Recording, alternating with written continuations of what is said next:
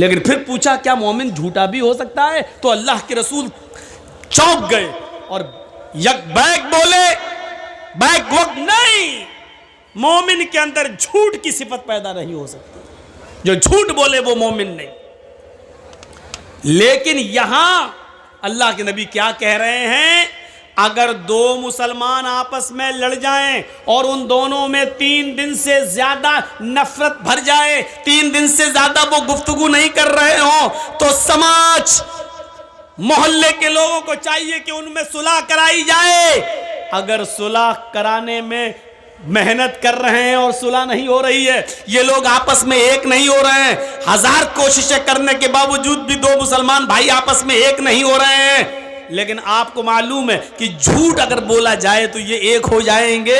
अल्लाह के नबी यहां झूठ बोलने की इजाजत दे रहे हैं। क्या कह रहे हैं? लैसल कद्दाब अल्लज़ी युस्लिहु बैनन्नास। उन दो मुसलमानों के दरमियान अगर सुलह कराने के लिए, उनको एक करने के लिए अगर तुम्हें झूठ का सहारा लेना पड़े तो बोल दो तुम झूठ, झूठ बोलकर उनको एक कर दो, तुम्हें गुनाहगार नहीं लिखा जाएगा, तुम्हें ईमान से खारिज करार नहीं दिया जाएगा।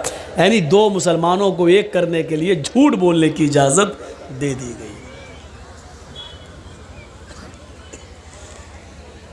इसी तरीके से अगर किसी की बीवी नाराज हो और मन न रही हो तो शौहर अपनी बीवी को मनाने के लिए भी झूठ बोल सकता है, लेकिन इतना बड़ा झूठ मत बोलना कि पकड़ जाए। हाय इतनी मोहब्बत करता हूं, तुम कहो तो चांद तोड़ के लाएं। अबे 1 मील तो ऊपर जा नहीं सकता, तो 2,40,000 मील की ऊंचाई पे जाके चांद तोड़ के लाएगा? तो इतना बड़ा भी झूठ मत बोलना कि बीवी को यकीन ही ना आए। हल्का फुल्का झूठ जिससे वो मान जाए शौहर बोल सकता है, इजाजत है, इसके अलावा और कहीं नहीं। तो मेरे भाइयों, आप अंदाजा लगाइए कि एक मुसलमान का दूसरे मुसलमान के साथ क्या मामला है कि अगर झूठ बोलकर भी उन दोनों को एक किया जा सकता है तो कर दो। इससे अंदाज़ा लगा सकते हैं कि झूठ जो इतना बुरा हो कि बोलने वाले के मुंह की बदबू से फरिश्ते 1 मील दूर भाग जाते हों, और यहाँ इजाज़त दे रहे अल्लाह के रसूल, अगर उन दोनों को एक करने के लिए झूठ का सहारा लेना पड़ रहा तो ले लो। इन्नमल मुमिनूना इख्वा, सारे मुसलमान आपस में भाई भाई हैं। भाई का मतलब जानते हो? ट्रेन में आप सफ़र करिए, कितनी जल्दी दोस्ती हो जाती है। जर्जी साहब दिल्ली से बैठे कलकत्ता आ रहे हैं, ट्रेन में बैठे हुए हैं, मेरी सीट इधर है, मेरी सीट के सामने एक और मुसलमान भाई बैठा। एक मिसाल दे रहा हूँ, पूछना नहीं कब का वाक़या है, एक मिसाल दे रहा हूँ। सामने एक और मुसलमान भाई बैठा हुआ है, हम उसको नहीं जानते, वो हमें नहीं जानता। मैंने उसको देखा, लग रहा मुसलमान, उसने हमको देखा, हाँ ये भी मुसलमान। सलाम वालेकुम वालेकुम। अच्छा जी, माशाल्लाह। कहाँ जा रहे हो? कलकत्ता। कोलकाता। अच्छा, मैंने पूछा अच्छा भाई आप कहाँ जा रहे हैं? कोलकाता। मैं भी वहीं जा रहा हूँ, कलकत्ता। थोड़ी और हमदर्दी बढ़ गई। अच्छा आपका नाम क्या है? जी जी जी, मेरा नाम मोहम्मद असलम। आपका नाम क्या है? मेरा नाम मोहम्मद जर्जीस। माशाल्लाह। और थोड़ी कुर्बत बढ़ गई। धीरे धीरे धीरे धीरे उसी ट्रेन में, अभी 24 घंटे का सफ़र है, 2-4 घंटे में ही इतनी मोहब्बत बढ़ गई कि आप चाय ख़रीद रहे हैं तो एक नहीं 2, एक मुझे पिला रहे हैं, एक आप। मैं कोई चीज़ ख़रीद रहा हूँ तो आपको दे रहा हूँ, एक आप एक मैं। थोड़ी और कुर्बत बढ़ी। अच्छा कहाँ जाओगे? कोलकाता में मडिया बुरुज। आप कहाँ जाएंगे? अरे साहब मैं भी वहीं जा रहा हूँ। लीजिए, और कुर्बत बढ़ गई। अब ये कुर्बत इतनी बढ़ गई कि मैं किसी स्टेशन पर पानी भरने के लिए उतरता हूँ तो वो आदमी मेरे सामान की देखरेख कर रहा है, क्योंकि ये हमारा भाई है, सफ़र का साथी है। वो किसी स्टेशन पे उतरता है तो हम उसका सामान देख रहे हैं। आप इतना भरोसा हो गया, जब मैं उतरता हूँ तो उससे कहता हूँ मेरा सामान देखना, जब वो उतरता है तो मुझसे कह देता भाई साहब मैं उतर रहा हूँ, मेरा सामान देखना। अब उसकी न सिर्फ जान बल्कि उसके माल की हिफाजत की जिम्मेदारी भी एक दूसरे के ऊपर आयद हो जाती है। 15-16 घंटे 20 घंटे के सफ़र में सिर्फ जान पहचान की बुनियाद इतनी सख्त हो जाती है कि आप उसकी जान के भी मुहाफिज हो जाते हैं। अगर कोई उसको छेड़े तो आप उसके लिए लड़ने लगते हैं, आपको कोई गाली दे तो वो आपका साथ देने लगता है। जब आप स्टेशन पे उतरते हैं तो आपके सामान की हिफाजत मैं करता हूं, मैं उतरता हूं तो आप मेरे सामान की हिफाजत करते हैं।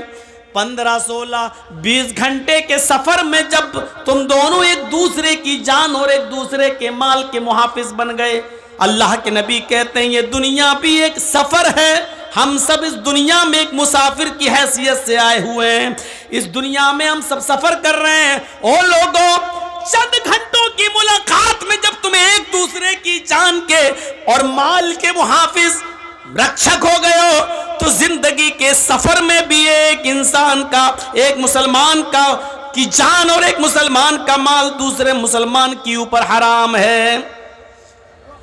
अल्लाह के रसूल ने हज्जतुल विदा के मौके पर जो खुतबा दिया था, उस खुतबे में आपने यही जुमले कहे थे, इन्ना दिमाअकुम व अमवालकुम हरामुन अलैकुम का हुर्मत यौमिकुम हाजा फी बलदिकुम हाजा फी शहरिकुम हाजा। ये अल्लाह के नबी ने फरमाया, ओ लोगों, तुम्हारे खून और तुम्हारा माल एक दूसरे के ऊपर हराम है, तुम एक दूसरे को कत्ल न करो, एक दूसरे का माल नाजायज तरीके से न खाओ। ये अल्लाह के रसूल ने अपने आखिरी खुतबे के अंदर इन जुमलों को कहा था। कुरान भी हमें हुक्म दे रहा है, या अय्युहल्लज़ीना आमनू ला ताकुलू अमवालकुम बैनकुम बिल बातिल। ऐ ईमानो वालो, ऐ मुसलमानों, तुम आपस में एक दूसरे का माल नाजायज तरीके से मत खाओ। नाजायज तरीके से माल खाना समझते हो क्या है? जर्जीत साहब मोबाइल के मैकेनिक हैं, मैं मोबाइल संभालता हूं, आप मुसलमान हैं, आप हमारे पास आए, साहब मौलाना साहब, जर्जीत साहब मेरा मोबाइल ख़राब हो गया, ज़रा देख लीजिए। थोड़ा चेक किया, देख लिया इसमें क्या कमी है। 100 रुपये का काम है, बस एक चीज़ लाई जाएगी, 100 रुपये में पड़ जाएगी। अब 100 की जगह हम 150 ले लें, कोई बात नहीं, लेकिन मैंने उसको बता दिया, साहब इसमें तो बहुत कमी है, इसकी तो पूरा टच ख़राब हो गया है, इसमें तो ये कमी है, 800 रुपये लगेंगे भाई। 800 भाई, देख लीजिए यार, हम गरीब आदमी हैं, होते हो नहीं साहब, इसमें इतनी कमियां हैं, इसमें इतनी प्रॉब्लम है, ये पड़ेगा, वो पड़ेगा, लोकल नहीं डालते हम, ओरिजिनल डालते हैं, ये करते हैं, वो करते हैं, और बात होते होते 500 रुपये पे मामला टिक गया। आपको मालूम है 100 रुपये की चीज़ पड़ना है, और आपने उसको 800 से तय करते करते 500 पे मामले को डन कर दिया। सुनो, मोबाइल संभाल कर उसको दे दिया और 500 रुपए ले लिया। ये 500 रुपए लेके जब आप अपने घर जाते हो, गोश्त खरीदते हो, खाना बनाते हो, या इससे कोई कपड़ा खरीदते हो, पहनते हो, अल्लाह की कसम, आपने नाजायज तरीके से उससे जो माल कमाया है, इस माल को खाकर अगर आप नमाज पढ़ेंगे तो आपकी नमाज कबूल नहीं होगी। अगर इस 500 रुपए से आपने कोई कुर्ता खरीदा और कपड़ा पहनकर नमाज पढ़ रहे हो तो आपकी नमाज आपके मुंह पे मार दी जाएगी, कबूल नहीं होगी, क्योंकि आपने नाजायज तरीके से माल कमाया है। 100 रुपए की जगह पर आपने 500 लिया है, और कसम खा के कहा, अल्लाह की कसम 50 रुपए बच रहे हैं साहब। कुरान यही हमें हुक्म दे रहा है। क्या करोगे वेदों के मंत्र सुनकर? अपने मुआशरे के अंदर, समाज के अंदर अपनी जिंदगी को पहले पाक साफ करो। या अय्युहल्लज़ीना आमनू ला ताकुलू अमवालकुम बैनकुम बिल बातिल। आई ईमान वालो, तुम आपस में एक दूसरे का माल नाजायज तरीके से मत खाओ। हम मुसलमान हैं, मुसलमान का ही माल खा रहे हैं नाजायज तरीके से, हम उसी के लिए कुआं खोद रहे हैं। पता नहीं शाम तक कस्टमर आया कि नहीं आया, इसी को बलि का बकरा बनाओ और पूरे दिन की कमाई इसी से हासिल कर लो। अब आप कहोगे मौलाना हमने तो तय कर लिया, चोरी थोड़ी की है, उसको बोल दिया 500 लगेंगे, उसने कह दिया ठीक है। हम लोगों ने तो तय किया है। हाँ, आपने तय किया है, लेकिन आपने ये भी तो कहा कि 800 लगेंगे, इसमें ये पड़ेगा, वो पड़ेगा। आपने उसको क्लियर क्यों नहीं किया? 100 रुपए की चीज आएगी, लेकिन मैं 800 लूंगा, देना हो तो दो। आप क्लियर कीजिए साहब, ऐसे बोल देंगे तो कौन आदमी हमसे सही कराएगा? तो आप 100 की जगह 150 ले लीजिए। आप मेहनत कर रहे हैं, लेकिन 100 की जगह आप 500 लेंगे, और ये कह के लेंगे कि अल्लाह की कसम हमें 50 बच रहे हैं, अपनी औलाद की कसम 50 बच रहे हैं, हमें प्रॉफिट नहीं हो रही है। हम सिर्फ लागत ही लागत ले रहे हैं, हम आपसे कमा नहीं रहे हैं, ये कहकर आप ये नाजायज तरीका है पैसा कमाने का।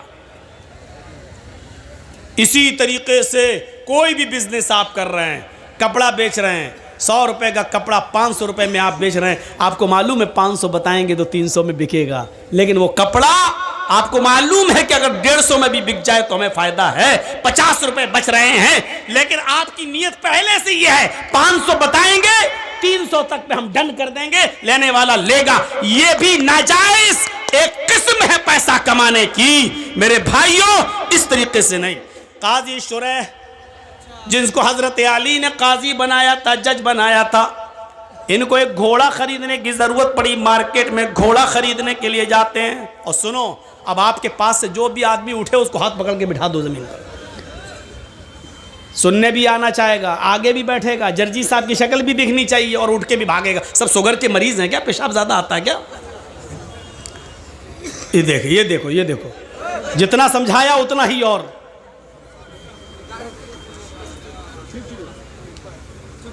नहीं समझा रहा हूं तो और सीना जो मेरे सब मोदी बन रहे हैं, नहीं मानूंगा बात, अपने मन की बात, यहीं बैठे रहना, अब जाना नहीं कहीं। ज्यादा तेज आ रहा क्या?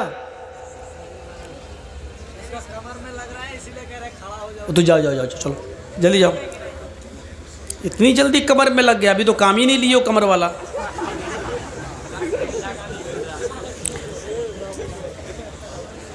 तो मेरे भाइयों सुनिए, यह भी एक किस्म है नाजायज माल की। काजी शुरैह ने एक घोड़ा खरीदना चाहा और घोड़ा खरीद रहे हैं, तो घोड़े वाले से पूछा, घोड़ा बेच रहे हो? कहाँ, कितने का? उसने कहा 400 दिरहम का। काजी शुरैह ने कहा, देखूं 400 का है या 300 का, ये तो चलाने के बाद पता चलेगा। क्या मैं तुम्हारे घोड़े को चला सकता हूं? थोड़ी देर के लिए मैं ट्राई कर सकता हूं? काजी शुरैह, घोड़ा बेचने वाले ने कह दिया ले लो। ये हमदर्दी हमारे अंदर भी आनी चाहिए, यही इस्लाम है। काजी शुरैह उस घोड़े पर बैठे और उसकी लगाम पकड़ी और चला कर देखा, और फिर लौट कर आए, एक चक्कर लगाकर कहने लगे घोड़े वाले, सच बताओ कि ये घोड़ा तुम कितने का दे रहे हो? उसने कहा 400 दिरहम का।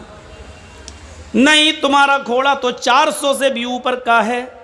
मैंने इस घोड़े की रफ्तार से अंदाज़ा लगाया है, शायद तुम किसी मजबूरी में तुम बेच रहे हो। मुझे सच बताओ घोड़े की सही कीमत क्या है? कहा नहीं, मैं तो 400 दिरहम मुझे मिल जाए, मुझे जो ज़रूरत है उतना ही मैंने बता दिया। काजी शुरैह ने कहा कि नहीं, तुम्हारा घोड़ा 500 दिरहम का है। घोड़ा बेचने वाले ने कहा इधर सुनिए, इधर देखिए,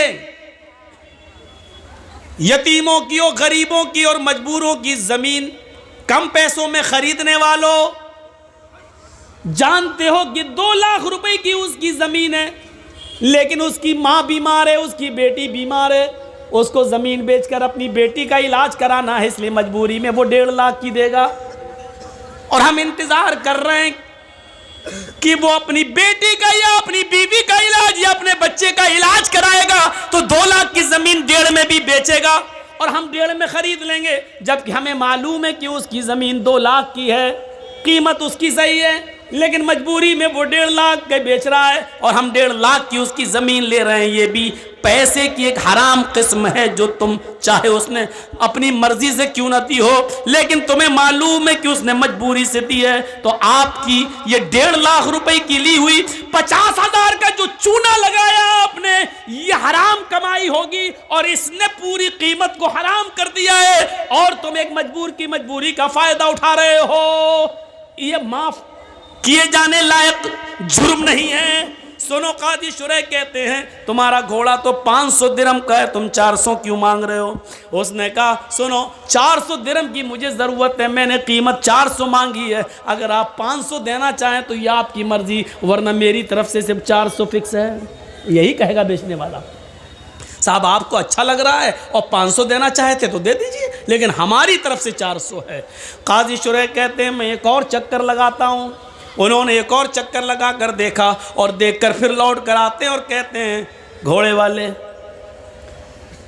तुम अपनी मजबूरी नहीं बताना चाहते हो, मत बताओ, लेकिन मैंने दोबारा तुम्हारे घोड़े को चला कर देखा तो मैं यकीन के साथ कह सकता हूं तुम्हारा घोड़ा 500 से भी ऊपर का है, ये 600 दिरहम के लायक है।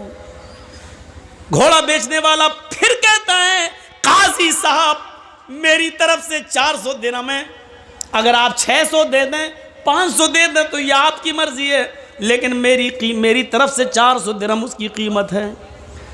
काजी शुरैह कहते रुको, एक और चक्कर लगाया और आकर कहते हैं कि तुम्हारे घोड़े में कोई कमी नहीं है, ये घोड़े की कीमत तो 700 दिरहम भी तुम बताओ तो मुनासिब है। उसने कहा 400 मेरी तरफ से, ऊपर आप अगर जो दे देंगे वो बखुशी मैं कबूल कर लूँगा। काजी शुरैह एक और चक्कर लगाते हैं और चक्कर लगाने के बाद आते हैं और अपने पॉकेट से 800 दिरहम निकाल कर देते हैं और कहते हैं तुम्हारा घोड़ा 800 के लायक है, ये पकड़िए कीमत। अब तुम किसी मजबूरी में अगर 400 का बेच रहे हो तो ये तुम्हारी मजबूरी हो सकती है, लेकिन मैं तुम्हारी मजबूरी का नाजायज़ फ़ायदा नहीं उठाऊंगा। मैंने जो मुनासिब समझा और तुम्हारे घोड़े की जो कीमत होती है वो मैंने अपने हिसाब से बिल्कुल जायज़ दी है। ये 800 दिरहम के लायक तुम्हारा घोड़ा है। काजी शुरैह ने 800 दे दिए, मांगे 400 दे दिए 800, और साथ में क्या कहा, मैं तुम्हारी मजबूरी का फ़ायदा नहीं उठाता हूं, इसलिए मैंने 800 दे दिए हैं, जिस लायक है तुम्हारा घोड़ा। आए बबुला बोना के लोगों, अहमदाबाद वालों, कटियार के लोगों, कभी तुमने किसी मजबूर की मजबूरी को समझते हुए कभी 2 लाख की ज़मीन को 2.25 लाख भी देने की कोशिश की है? कभी किसी गरीब की 2 लाख की ज़मीन को 2.5 लाख में भी खरीदा है, ये सोचकर कि चलो वो अपनी बेटी का इलाज करा लेगा, चलो उसकी माँ को कैंसर है वो अपनी माँ का इलाज करा लेगा, हमारी ज़मीन पड़ी रहेगी, 2 की जगह 2.5 में हम बेच ले रहे हैं, 2-3 साल में उसकी कीमत बढ़ जाएगी, हम तो फिर कमा लेंगे। क्या कभी हमने किसी मजबूर की मजबूरी का फायदा को देखते हुए उसकी 2 लाख की जमीन को 2.5 लाख में लेने की कोशिश की है? नहीं, 2 की जमीन को 1.5 में तो लेने वाले इस महफिल में भी हजारों मिल जाएंगे, सैकड़ों मिल जाएंगे, बहुत मिल जाएंगे, लेकिन 2 लाख की जमीन को 2.5 लाख में लेने वाला एक भी नहीं मिलेगा। अगर उठवाया जाए तो एक भी नहीं मिलेगा। मेरे भाइयों, इस्लाम ये कहता है किसी की मजबूरी का नाजायज़ फ़ायदा न उठाओ। ये एक मुसलमान का दूसरे मुसलमान के साथ ये हमदर्दी होनी चाहिए। चोरी, डकैती, ये सारी चीजें हराम माल की किस्म है। इसी तरीके से किसी मुसलमान को सूद पर रुपया देना, साहब तुम्हें मजबूरी, हाँ 1 लाख रुपए दे दो, मेरी बेटी की शादी है, हम 1 साल में लौटा देंगे। 1 साल में लौटाओगे तो 1,25,000 लूँगा।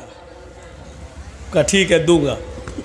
1,10,000 दूँ, ठीक है दूंगा। ये भी हराम माल की एक किस्म है। किसी को हम मदद तो कर रहे हैं, कर्ज तो दे रहे हैं, लेकिन शर्त ये लगा रहे हैं कि 1 लाख रुपए की जगह पर हम 1 साल के बाद तुमसे 1,40,000 लेंगे, 1,20,000 लेंगे, बढ़ के लेंगे, क्योंकि हमारा पैसा जा रहा है। अगर हमारे पास होता तो 1 साल में हम कितना कमाते, लिहाजा हम 20,000 तुमसे ज़्यादा लेंगे। और आपकी मजबूरी है, आपने ले लिया और उसने 1 लाख की जगह 1,20,000 तय कर दिया। जानते हो ये ज़्यादा रकम क्या कहलाती है? सूद। या अय्युहल्लज़ीना आमनू ला ताकुलुर रिबा ज़आफ़न मुज़ाफ़तन। ऐ मुसलमानों, तुम सूद ब्याज को दुगना और चौगुना करके मत खाओ।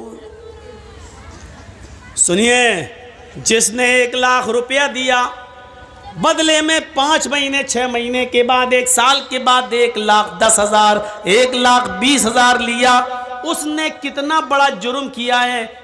इस्लाम की नजरिए से देखना चाहते हो तो सुनो, अल्लाह के नबी फरमाते हैं अर्रिबा सबऊना हुबन, अर्रिबा सबऊना हुबन व ऐसरुहा अयन के हर रजुलु उम्महू।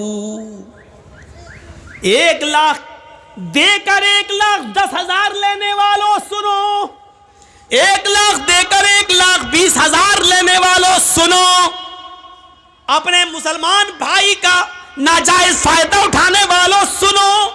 अल्लाह के नबी फरमाते हैं, मोहम्मद रसूलुल्लाह फरमाते हैं, जिसने एक देकर 1,20,000 लिया, एक देकर 1,10,000 लिया, यह सूद है। और सूद के 70 दर्जे हैं, सबऊना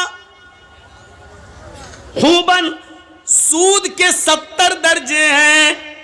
ये 70 दर्जों में जो तुमने एक का 1/10 लिया है, कितना बड़ा जुर्म किया है, उसका सबसे हल्का जुर्म क्या है, सबसे हल्का दर्जा क्या है? आई सरूहा अयन की हर रजुल उम्महू, एक आदमी अपनी मां के साथ निकाह कर रहा है। एक मर्द, एक नौजवान अपनी मां के साथ निकाह कर ले, निकाह हो जाएगा। हदीस में निकाह का लफ्ज है अयन के हर रजुल उम्महू, मर्द अपनी मां के साथ निकाह कर रहा है। कहने का मकसद क्या बता दूं, जरा सुनो सूद खाने वालों, सुनो निकाह का लफ्ज क्यों कहा है। अल्लाह के रसूल ने कहा जैसे कोई मर्द अपनी मां के साथ निकाह कर रहे, निकाह होगा ही नहीं। माँ कितनी खूबसूरत हो, बेटा माँ के साथ निकाह पढ़ रहा है। मौलाना जर्जी साहब निकाह पढ़ा रहे हैं। अल्हम्दुलिल्लाह नहमदु व नस्तईनु व नस्तगफिरु या अय्युहल्लज़ीना आमनु तक़ुल्लाह हक़्क़ तुक़ातिही व ला तमूतुन्ना इल्ला व अंतुम मुस्लिमून या अय्युहन्नासु तक़ू रब्बकुमुल्लज़ी ख़लक़कुम मिन नफ़्सिन वाहिदा व ख़लक़ मिनहा ज़ौजहा व बत्थ मिनहुमा रिजालन कसीरन व निसाअ वत्तक़ुल्लाहल्लज़ी तसाअलून बिही वल अरहाम इन्नल्लाह काना अलैकुम रक़ीबा या अय्युहल्लज़ीना आमनु तक़ुल्लाह व क़ूलू क़ौलन सदीदा युस्लिह लकुम अअमालकुम व यग़फ़िर लकुम ज़ुनूबकुम व मन युतिइल्लाह व रसूलहु फ़क़द फ़ाज़ फ़ौज़न अज़ीमा। ये निकाह में ये 3 आयतें पढ़ी जाती हैं 3 जगह से, हमने पढ़ दी और निकाह कर भी दिया माँ के साथ। लेकिन इन कुरान की आयतों के पढ़ने के बावजूद माँ बेटे पर हलाल नहीं होगी, यानी निकाह नहीं होगा। पूरा कुरान पढ़ दिया, उसके बाद निकाह पढ़ा दिया, फिर भी निकाह नहीं होगा। जिस तरीके से अल्लाह के नबी के बताने का मकसद क्या है, जिस तरीके से पूरा कुरान पढ़कर, बल्कि हजारों बार कुरान पढ़कर, लाखों मर्तबा कुरान पढ़कर भी अगर तुम निकाह करना चाहो मां के साथ, तब भी मां हलाल नहीं होगी। उसी तरीके से जितना मुश्किल एक लड़के के लिए उसकी मां का हलाल होना मुमकिन नहीं है, उसी तरीके से किसी मुसलमान के लिए, किसी मुसलमान की मजबूरी का फ़ायदा उठाकर उससे 10,000 रुपये ज़्यादा लेकर सूद खाना भी हलाल नहीं है। जिस तरह मां हलाल नहीं हो सकती है, उसी तरीके से सूद भी हलाल नहीं हो सकता है, चाहे उस सूद पर 10 लाख मरतबा कुरान क्यों ना पढ़ लिया जाए। और दूसरा मकसद क्या है अल्लाह के रसूल के ये बताने का, सुनो, बहुत सुन चुके हो वेदों के मंत्र। आज हमारी तकरीर और तकरीरों से हटकर है, आज हमारा प्रोग्राम और प्रोग्रामों से बिल्कुल हटकर है। आज हमारा टारगेट सिर्फ आप हैं, हम हैं, हमारा समाज है, हमारा मुआशरा है। क्या हुआ भैया, आपके भी कमर में दर्द हो रहा है?